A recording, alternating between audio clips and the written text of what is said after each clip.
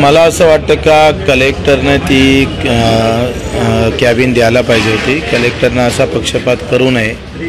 एका खासदारासोबत अशा प्रकारचा जिल्हाधिकारी वागत असेल तर त्याचा आम्ही निश्चित करतो आणि अशी वेळ खासदाराला येत असेल तर याच्यासारखी दुर्दैवी गोष्ट नाही आणि बळवंतांनी जे केलं त्याचं आम्ही समर्थन करतो।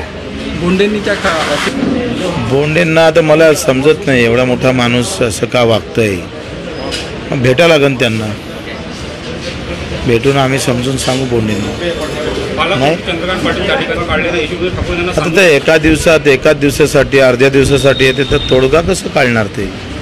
एक दिवस मुक्कामी आले पाहिजे पालकमंत्र्यांनी, 2-3 दिवस तर मुक्कामी असायला पाहिजे। जिल्हाधिकारी पक्षपातपणा करतात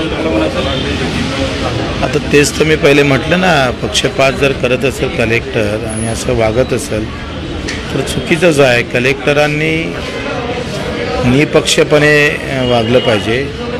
नवनीत राणाला कॅबिन आहे बळवंताला देत नसेल तर मला वाटतं याचा अर्थ काय निघतंय।